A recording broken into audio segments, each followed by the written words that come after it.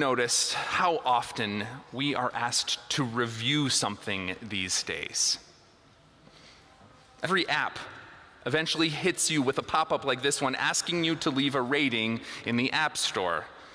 And then, if you hop on over to Google, you can rate all sorts of things, from parks to restaurants to the DMV. Yes, and even churches too, of course. It feels like someone or something is always asking for our opinion. I mean, is anyone else a little unsettled by these weird things asking us to state our emotional state after using an airport bathroom? As a pastor, I believe part of my job is to notice stuff like this that we take for granted and then ask, what is all of this doing to our soul? In Jesus' day, his Uber driver never asked him to leave a rating after the ride. But this parable we just heard from Matthew 13 strikes me as Jesus' response to our persistent desire to rate and label everything. In the parable of the weeds and the wheat, Jesus talks about the kingdom of heaven being like a field where good seed is sown, but where an enemy has also sown weeds in that same field. And then well-meaning servants come along and they offer to pull up weeds from the field, but the owner of that field tells them not to, because they might pull up the wheat along with the weeds. Now, in Jesus' day, there was a common weed that looked remarkably similar to wheat while it was growing. You can see it right there. So the first listeners of this parable would have really understood how difficult it can be to tell wheat and weeds apart. But Jesus wasn't sharing this parable as a way of offering gardening advice. He was telling this story in order to expose the ways that we often have such ill-founded confidence about who belongs and who needs to be removed. Like the servants in the parable, we can be remarkably confident that we know what is wheat and what is a weed, and what needs to be removed. Those types of people are such a drain on our society. That political group is causing all of our country's problems. That coworker offers nothing of value. Everything would just be better if that person went somewhere else. I think it's become so natural for us to rate and review everyone and everything. But not only that, it's also far more efficient, isn't it? To quickly put a label on someone than to actually get to know them and their story and the complexity of their life. I'm nearly finished with a book called Theo of Golden. How many of you said that at the opening question? I knew it. It's been very popular this summer. And in case you're wondering, when I finish it, I think I'll leave it a 5-star review on my Goodreads account. But more to the point, it's a book about an old man who takes the time to gift portraits to various people in a small town.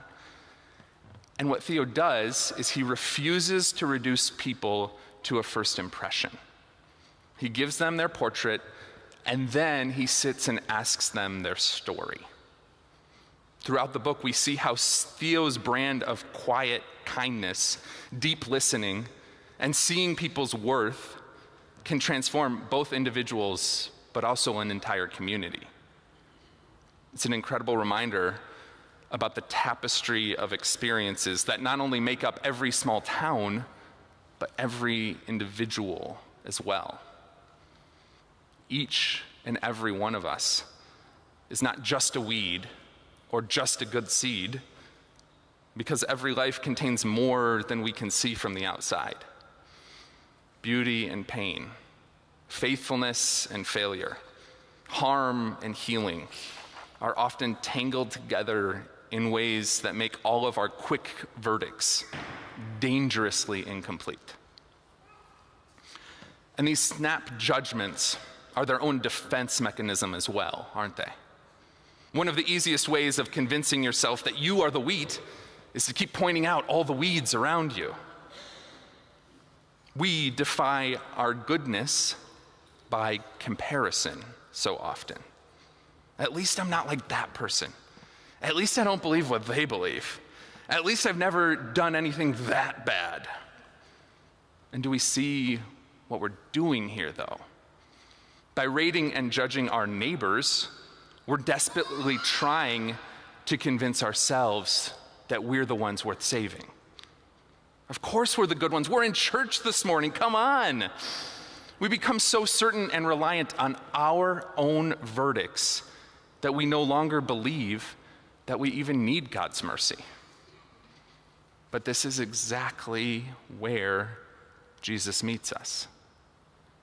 Throughout his ministry, Jesus refused to accept the quick verdicts people placed on one another. Lepers were treated as untouchables. Fishermen were dismissed as ordinary. Tax collectors and prostitutes were named sinners and pushed aside. But Jesus drew near to all of them. He saw people the rest of the world had already decided were not worth seeing. Yet Jesus did more than just show us a less judgmental way to live. At the cross, we see where all of our certainty about who belongs and who must be removed will eventually lead us. Human beings became so convinced that they knew who the problem was that they condemned the Son of God, the one person who could actually judge the field appropriately, allowed himself to be judged and rejected and crucified. And that is the terrible truth about the mess that we have made. Left to ourselves, we do not simply misjudge one another. We become so convinced of our own righteousness that we act as if we are God and confidently declare that someone else is the one needing to be removed.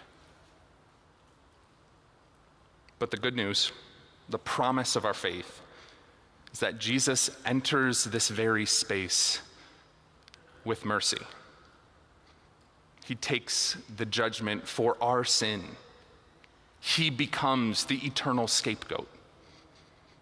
And when he rises, he does not return seeking revenge against those who rejected him. He returns speaking peace and offering forgiveness. The resurrection is God's declaration that our verdicts, even the verdict of death, is not final. The condemned are forgiven. The accused are claimed. Sinners who thought they needed no mercy at all are given mercy anyways. And because Christ has named us forgiven and beloved, we no longer have to prove that we are wheat by pointing out all the other weeds. I first learned something about this freedom that I'm talking about long before I had the words to explain it. You see, when I was in middle school, as is always the case for kids, things were tough for me. I was short, I got good grades, and my mom insisted on giving me a bowl cut years after that was socially acceptable. And so all of these factors made me deeply uncool. But somewhere during those awkward years, I began a small practice. Each morning after washing my face, I would make the sign of the cross on my forehead, much as we just did for Xander. And I'd look myself in the mirror, and I'd remind myself that nothing can take away God's love for me. No matter what anyone said that day, no matter how I was teased, no matter if I was messed up, nothing could take this love away from me. And that small ritual, I realized, didn't tell me that I was just better than all the kids who teased me. It just reminded me that my life was already held by a love that I had not earned, but that I also could not lose. And when you no longer need to prove your goodness by ranking yourself above someone else, You become freer to see the people around you without comparison, but with compassion. I certainly didn't become perfectly kind because of this ritual.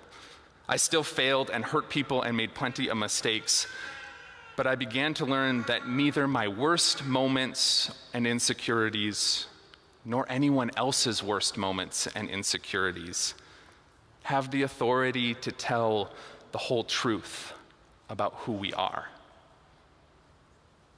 But Christ's mercy does. Before this day is over, you will likely be asked to offer another verdict. Review this, decide who deserves your attention, decide who can be dismissed, rate that.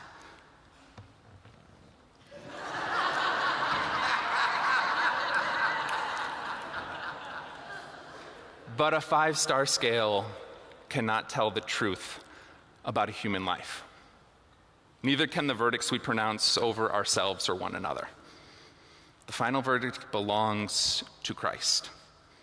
And the verdict Christ speaks over you is not a rating, but a promise. You are forgiven, you are beloved, you are mine. And nothing can take that away from you. Amen.